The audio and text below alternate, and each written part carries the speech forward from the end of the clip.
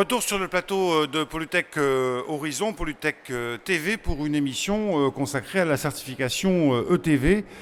Quel intérêt et quelle démarche pour une entreprise pour se faire certifier? On va parler de ce nouvel outil, en fait, qui, pour faire simple, est là pour vérifier les allégations de ceux qui produisent une écotechnologie innovante. Alors on va détailler tout ce dispositif dans un instant avec nos invités. Je vous les présente. Tout d'abord Sylvie Padilla qui est à ma gauche, qui est chef du service entreprise et écotechnologie à l'ADEME. À ses côtés, elle a Julien Roquette qui est dirigeante de Blue Industries et Sciences. Face à lui se trouve Christian Champion, directeur commercial d'Etera. Et puis juste à ma droite, Emmanuel Rébuffat, qui est le référent ETV au LNE. Donc on va avec vous, LNE et ADEME, essayer de comprendre le cadre réglementaire. Et puis avec vous, messieurs, comprendre en quoi cette certification vous aide pour mettre votre écotechnologie en avant sur le marché avec un minimum de thèses, de garanties et là de certification, puisque c'est vers cela qu'on veut aller. Sylvie Padilla, en deux mots peut-être d'abord, et on regardera après un petit film qui nous expliquera ce qu'est la certification ETV. Comment cette certification s'inscrit dans une démarche plus globale adémienne ? Alors déjà, ce n'est pas une certification en tant que telle, c'est un processus formalisé de vérification des performances d'écotechnologie. Par rapport à l'ADEME, ça s'inscrit clairement dans notre soutien au développement des écotechnologies, et notamment les innovantes. Et c'est clair qu'on a différents dispositifs de soutien en matière de R&D et d'innovation. Et ce qui nous importait, c'était vraiment d'aider à la mise sur le marché. C'est-à-dire, au-delà de financer des programmes de recherche, à un moment donné, il faut aussi soutenir la mise sur le marché des projets qu'on a pu soutenir ou d'autres.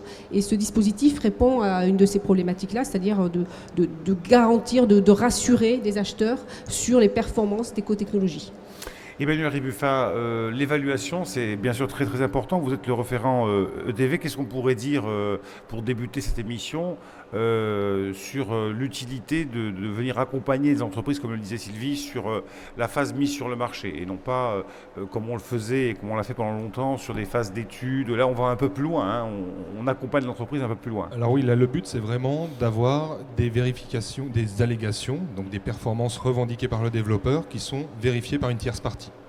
Donc là, le but pour le développeur, c'est d'aller voir son client en lui disant voilà quelle est la performance de ma technologie, et cette performance a été vérifiée par un organisme indépendant.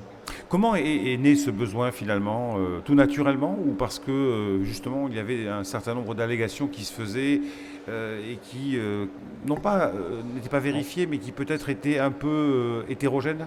Ce qui se passe, c'est que c'est venu d'un besoin de crédibilité, de lisibilité de certains bureaux d'études, de petites entreprises qui n'avaient pas forcément les moyens de communication ad hoc pour faire valoir la réalité de leur performance. Ils n'avaient pas forcément la crédibilité quand ils allaient voir un client potentiel pour que ce client accepte comme argent comptant les performances qui sont avancées quand la technologie est mise sur le marché.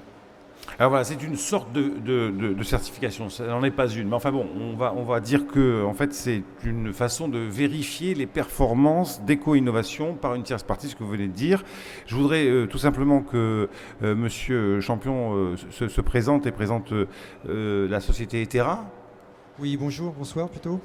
Donc Etera, on est une toute petite société, une start-up qui a été créée en 2010. À l'origine, on va dire, on a assis la société sur une technologie innovante à base d'un matériau nanoporeux dont les brevets sont issus du CEA, donc on exploite des brevets. On est tout petit et notre problème, c'est que quand on a voulu donc attaquer les marchés déjà installés avec des technologies très anciennes, on nous a demandé de nous comparer à ces technologies très anciennes qui demandaient, notamment dans notre cas, de vérifier qu'on faisait une analyse chromatographique, qu'on faisait une désorption chimique, si on parle de principe de comparaison.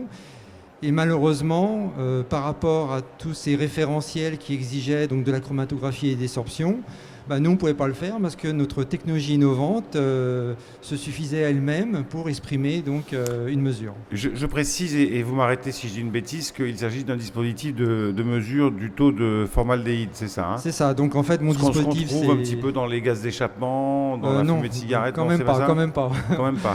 C'est la qualité de l'air, non? Alors, on mesure la qualité de l'air dans l'air intérieur à base d'un petit matériau, on pourrait dire c'est du verre. Et ce petit matériau donc, comporte une molécule sonde qui va venir capter le polluant qui est le formaldéhyde et ensuite changer en couleur. Et c'est ce changement de couleur qu'on va exploiter pour exprimer une mesure. Et à l'intérieur, le formaldéhyde, on le trouve où? Alors, dans l'air intérieur des locaux, on va le trouver, aujourd'hui on le trouve dans tout l'habitat. Systématiquement, on trouve du formaldéhyde.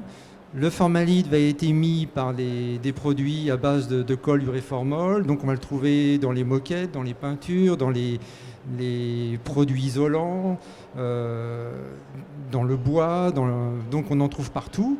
Et aujourd'hui, donc n'importe qui va vivre de plus en plus en air confiné, en air intérieur, donc va être soumis à une exposition dangereuse.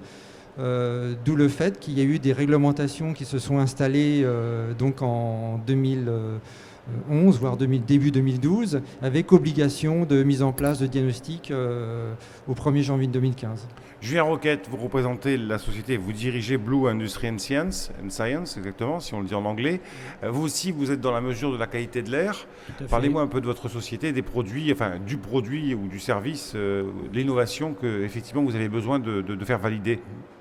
Alors, nous sommes, à l'instar d'Etera, une jeune société aussi. Nous développons aussi des instruments de mesure basés sur une autre technologie. Nous travaillons à base d'optique et nous allons mesurer plusieurs gaz dans des ergonomies moins compactes que celles d'Etera. Mais qui ont le mérite d'être multigaz. Nous avons, comme explique M. Champion, on ne peut pas bâtir sur notre ancienneté, car nous sommes des sociétés très jeunes, donc on a un track record, on va dire, qui est assez court. Donc on est sans cesse confronté au besoin d'apporter la preuve des performances de nos technologies. Il n'y a pas 10 000 moyens d'apporter la preuve de ce qu'on fait. L'un des moyens qui existe, tout trouver, et qui répond vraiment à ces éléments de preuve, c'est le principe ETV. Donc effectivement, vous apportez des allégations, des performances de votre instrument, vous les apportez à un organisme indépendant, réputé, certifié, qui va vous dire si oui ou non vos allégations sont exactes. C'est à peu près tout, mais c'est un document qui, une fois qu'il est émis, est très très fort, effectivement, parce qu'on peut l'apporter devant un client et dire bah oui, je suis jeune, peu expérimenté, cependant j'ai mis au point sur le marché cette technologie qui a été vérifiée. Alors, ce qui est important de dire, bien sûr, c'est que ce dispositif ETV est reconnu, bien sûr, dans l'ensemble des États, par l'ensemble des États européens. Ça a démarré il y a une quinzaine d'années aux États-Unis et au Canada. Et puis le Danemark l'a adopté il y a une petite demi-douzaine d'années, enfin 5 ans. Et maintenant, donc, il arrive effectivement en France et l'ADEME porte ce dispositif. Alors, pour bien comprendre de quoi on parle, qu'est-ce que le dispositif ETV? Regardez ce petit film en anglais, mais comme on est dans du ludique, dans de la bande dessinée, on n'a pas besoin de parler anglais pour comprendre. Et on se retrouve juste après. Qu'est-ce que l'ETV, le dispositif ETV? Regardez. What is ETV? ETV stands for Environmental Technology Verification. It is about proving and documenting the effect of innovative environmental technologies. This little film will enlighten you on the subject. Imagine you have developed an innovative environmental technology which you want to launch. But because the technology is innovative, there are no existing standards or approvals in the market to prove how much your technology will benefit the environment. But let us first define what we mean by innovative environmental technology. Having a vision, a creative idea, or a good prototype is not enough. It has to be a technology that can be manufactured, marketed, and used, And it has to deliver what you claim it can do. Also, the technology has to offer one or more environmental advantages. It may be that it saves energy, cleans water, or releases fewer emissions. An ETV scheme is documentation that your technology can actually do what you claim it can do. This documentation is called Environmental Technology Verification, or ETV. The ETV is based on transparency and independence, as well as a uniform, consistent process. A process that is always the same, although with changing experts, so their knowledge matches your particular technology. This makes the process comprehensive, but also reliable, as the critical aspect is secured, and the verification of claimed effects is backed by competence. Getting an ETV scheme includes 9 stages. The process usually takes about 6 months, but may be shorter or longer.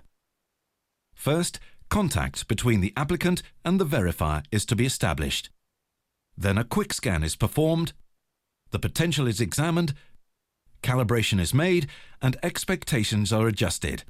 And an assessment is made of whether the technology is ready. An application has to be made in which the manufacturer states the effectiveness of the environmental technology, what it can, and how good it is at it.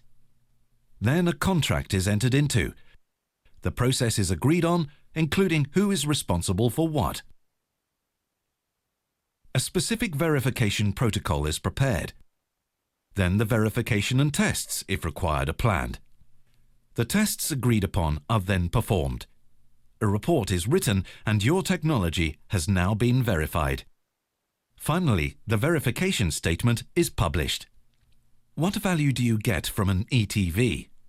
You get effective quality assurance, a European quality stamp recognized in many countries, a number of thorough tests of the products, if such are not already available. As an applicant, you'll be involved in the process yourself and will assist in drawing up relevant environmental criteria. And you get a verification statement describing the eco-efficiency of the technology. In addition, the International Standards Organization, ISO, is preparing an international standard for ETVs, enhancing their potential for global use. So, at the end of the day, ETV holds great potential because it is an accredited verification scheme, recognized by the EU, and helps us launch innovative environmental technologies, thus contributing to growth and enabling transition to green economy. What to do next? Contact EU ETV or the Danish Environmental Protection Agency, or go online and read more. Voilà, donc on a bien compris le sens de la démarche, on a compris que ça pouvait durer un certain temps, bon, par exemple 6 mois, mais que s'il y avait des vérifications supplémentaires, on pouvait retourner. On va rentrer dans le détail du dispositif, de ce qu'il faut faire, de ce combien ça coûte, mais d'abord je voudrais savoir dans quel secteur et pour quel secteur alors j'ai du mal à dire certification, ce dispositif s'applique-t-il ? En fait, sur la base des expériences qu'il y a pu avoir aux États-Unis ou au Danemark, en Europe, les écotechnologies sont divisées en 7 familles. On y retrouve tout ce qui est lié au sol et à l'eau, on y retrouve tout ce qui est lié à l'air, technologie environnementale en agriculture, tout ce qui est process industriel, surveillance et traitement de l'eau, tout ce qui est matériaux, déchets, ressources et énergie. Donc on a ces 7 familles et en fait le dispositif lui-même est opérationnellement divisé entre une expérimentation européenne qui, elle, travaille sur 3 familles, sur l'eau, déchets, ressources et énergie. Et en parallèle, en France, on a fait le pari de développer aussi les 4 autres familles qui sont l'air. Et donc, ces messieurs sont des représentants sur la problématique air, sol et nappes phréatiques, agriculture et procédés.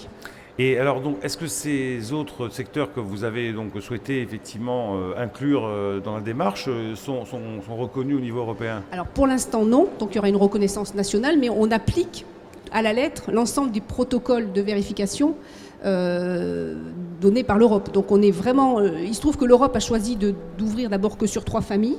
Petit à petit, ils vont intégrer les autres familles. voilà, nous on a dit, finalement on arrive à faire, il y a quand même un travail d'accompagnement des acteurs à la fois de la vérification, comme le LNE ou comme Rescol, qui est l'autre organisme de vérification actuellement en France. Il y a un travail de mobilisation des développeurs d'écotechnologie. Donc on s'est dit finalement, autant essayer de le faire de façon globale sur l'ensemble des familles d'écotechnologie.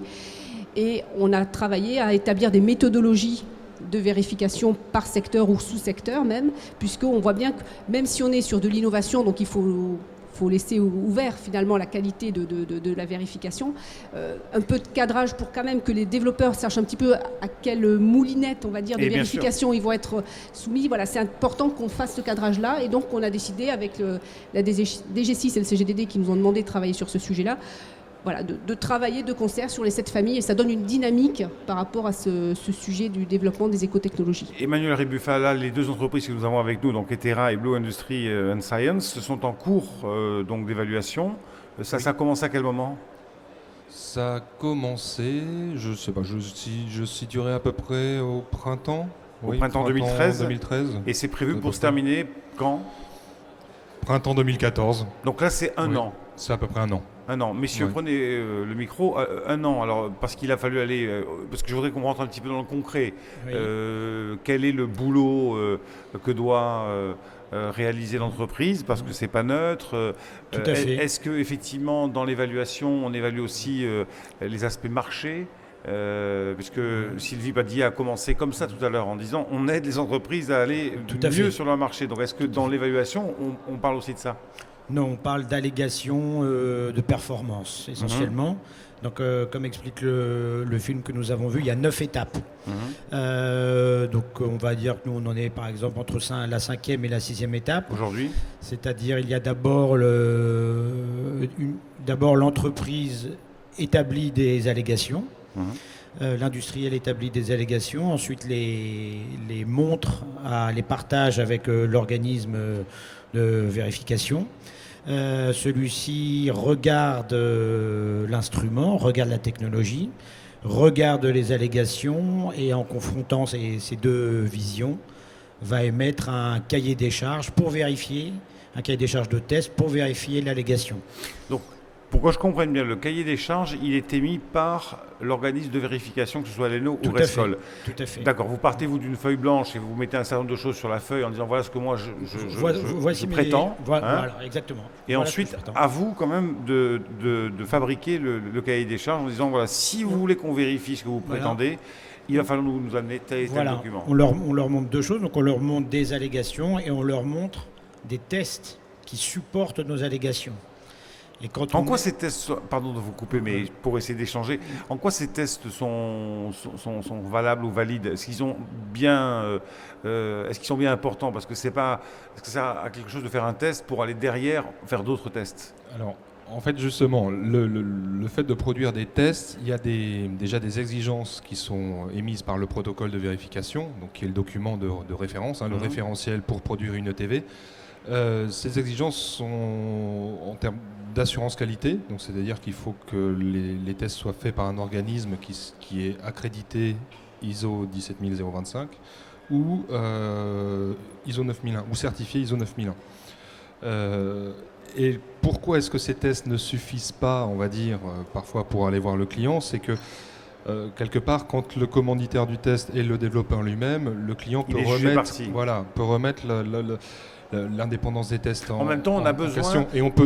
Et le développeur pourrait être tenté de ne tester que la partie ou la technologie dans des conditions optimales de performance. Oui, et en même temps, de votre côté, peut-être que vous pouvez répondre, de votre côté, vous avez besoin quand même, avant de prétendre quoi que ce soit, de le mettre en bouillon de culture, de le mettre en opérationnel pour voir ce que ça donne. Oui, alors notre cas, ce serait un peu différent parce Pourquoi? que nous, on a fait en fait, notre société est essentiellement une société de recherche, donc on avait beaucoup de rapports. Et donc là, on a dû faire déjà une synthèse de toutes les données qui soient présentables, on va dire, au niveau de l'ADEME. Parce que quelquefois, ça ne l'est pas présentable. Non, quand je veux dire présentable en termes de structure qualité, parce que nous, on dispose dans notre société donc de 8 chercheurs. Donc les chercheurs ont l'habitude de faire de la recherche, de faire des plans de test, mais parfois en négligeant cette notion de structure qualité. Et là, on a l'intérêt donc d'un dispositif ETV, c'est qu'on va remonter par rapport à ces exigences de qualité dans la présentation des tests, dans la formalisation des tests. Et donc là, on va évoluer nous-mêmes. Donc c'est un autre intérêt de l'ETV, de faire évoluer la société en interne. Pour simplifier, on peut dire que la base, c'est une technologie stabilisée quand même, et puis un marché existant, parce que sinon, ça ne sert pas à grand-chose. Bon, cela dit, dans les écotechnologies, le marché, il existe, il n'y a pas de souci. Le questionnement que vous disiez, est-ce qu'on étudie le marché? On ne l'étudie pas, on ne fait pas une étude de marché. Oui. Par contre, on regarde le positionnement de la technologie par rapport au marché. C'est-à-dire si c'est ce qui a été mis dans la vidéo, si c'est trop encore laboratoire, l'ETV n'est pas adapté. Donc il faut qu'on soit prêt à être sur le marché, qu'il n'y ait pas des développements qui vont changer finalement les paramètres et qui fait que la vérification serait plus en adéquation. Voilà, donc il y a des critères comme ça, plus d'éligibilité, on va dire, au dispositif, que des critères vérifiés en termes de mise sur le marché. Emmanuel Ribuffa, et après je viendrai vers vous pour savoir un petit peu ce que vous attendez de 2014, parce qu'après il va falloir aller sur les marchés. Ça coûte combien une vérification comme ça?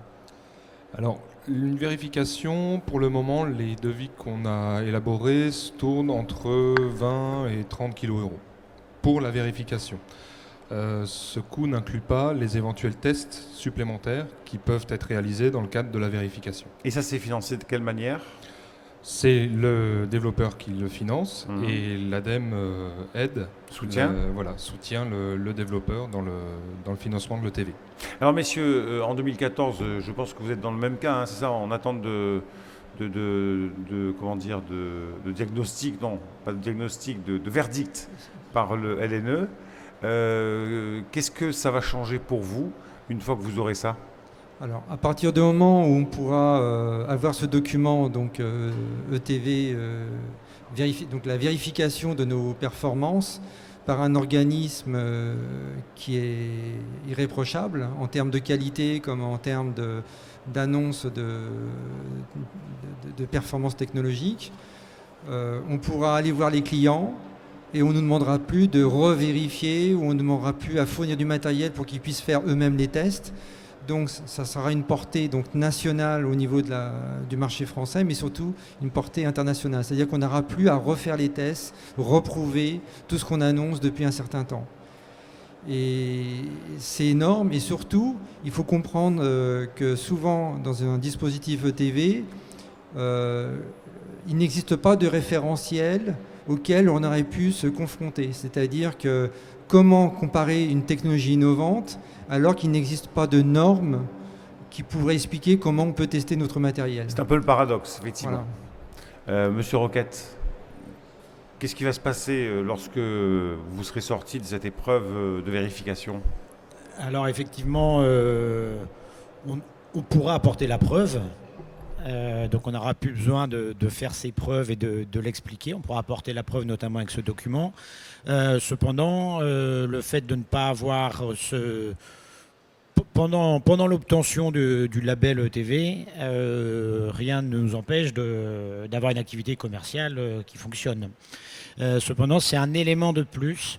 Donc effectivement, qui va vers cette vérification, elle nous emmène vers une certification. Comme expliqué Monsieur Champion, c'est effectivement on est dans un environnement où c'est nous qui traçons le chemin d'une certaine façon. Donc il n'y a pas de normes qui peuvent expliquer comment nos technologies fonctionnent, etc. Donc on avance tout seul, on pose les pierres pour que après une vérification, il puisse y avoir une certification, puis une normalisation et aller vers des marchés publics, vers des marchés normalisés. Sylvie Padilla, une question peut-être sur l'éligibilité. Qui est éligible pour une vérification? Alors en fait là actuellement depuis 2 ans, et on a encore un appel à projet qui est ouvert sur ces sujets-là, donc jusqu'en janvier, c'est plutôt les PME. C'est clairement un outil PME, TPE. Ça, je pense que vos témoignages le disent bien, mais on ne l'a peut-être pas dit en contexte. C'est vraiment un outil pour les PME et les TPE, parce qu'on voit qu'il y a... Voilà, la commission l'a pensé vraiment pour ce type d'opérateur. Donc nous, on a un appel à projet là, qui est encore en cours pour des vérifications sur les 7 familles d'écotechnologies, et donc sont éligibles à cet appel à projet. Finalement, toute entreprise qui a un process, une technologie à maturité mise sur le marché, mais voilà, mais pas, on le voit bien sur la vidéo, c'est vraiment très explicite. Par contre, ce qu'il faut savoir, c'est qu'a priori pour les années futures, ce qu'on est en train de monter, c'est le fait que le dispositif ETV intègre les appels à projets recherche pour donner finalement un signal aux chercheurs et aux développeurs en disant voilà, il faut que vous inscriviez vos politiques de développement, vos stratégies de développement avec en ligne de mire ce processus qui vous permet d'aller plus facilement sur le marché. Et donc ça fait On revient à ce partie que M. Champion disait voilà, un instant. ça fait partie d'un package de bonne conduite d'un processus de développement d'éco-technologie. Plutôt que de faire un peu du hors-sol, je dirais, là qui était normal puisqu'on était au lancement, il fallait mettre de la visibilité par rapport à ce dispositif. Là, l'important, c'est que ce type de processus s'intègre dans les phases de développement des procédés et finalement, à la fin, ça devient automatique quelque part de postuler un dispositif ETV. Si on élargit un petit peu aux marchés internationaux, le Danemark, je le disais, s'est lancé il y a 5 ans dans la démarche. La France maintenant, d'autres pays européens soutiennent ces dispositifs? Oui, parce qu'il y a un programme européen. Alors même s'il est calé que sur 3 familles, il y a une dynamique européenne. Alors certains pays sont plus ou moins en avance, certains préfèrent aller sur une des familles. Je formule ma question autrement. Est-ce que ce que vous faites est un avantage concurrentiel pour les entreprises éco-entreprises françaises? Oui, bien sûr. Ouais. C'est un avantage concurrentiel aussi parce qu'il y a la reconnaissance, ce que disait monsieur, c'est qu'il y a une reconnaissance européenne. Donc ça veut dire qu'on peut aller plus facilement dans les autres pays sans avoir à refaire des tests. Voilà, non, on est sur un outil de mise sur le marché, donc forcément un outil de concurrentiel, quoi, d'aide. Pour rajouter un point, c'est que la structure qui nous encadre est ISO 17020. Éventuellement, l'organisme qui va établir les tests est ISO 17025. Donc là, c'est une reconnaissance qu'on ne peut pas négliger. Et ce type de dispositif ISO 17020 ou 17025, c'est reconnu partout.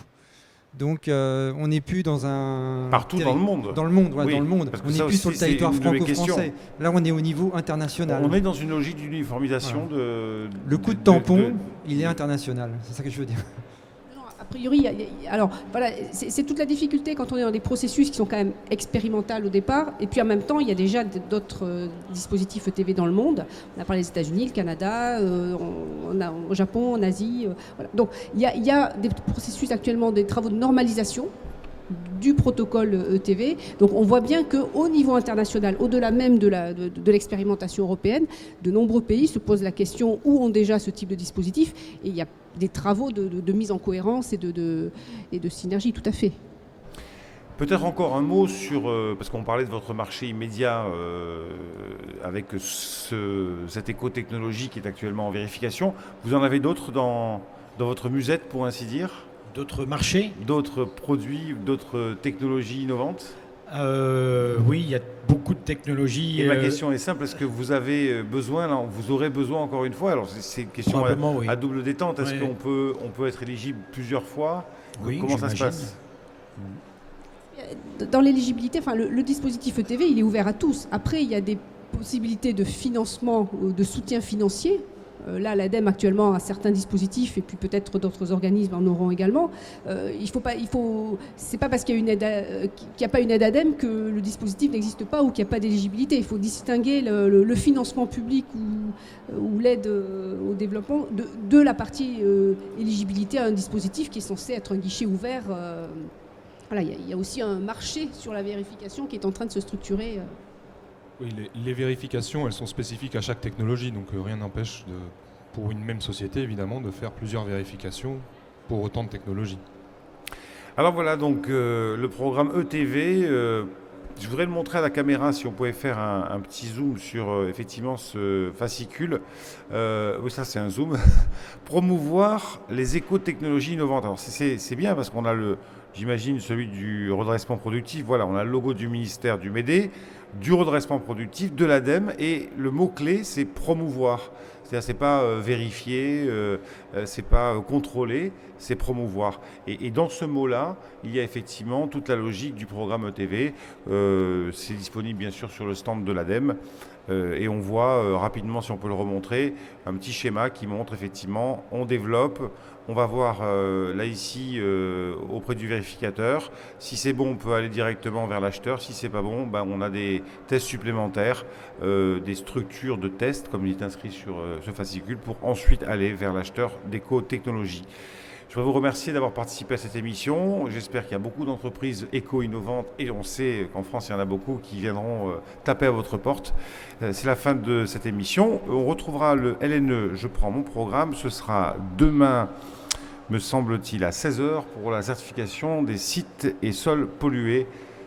Un rendez-vous qu'on a tous les ans sur Polytech TV. Merci à vous et à très bientôt. Merci.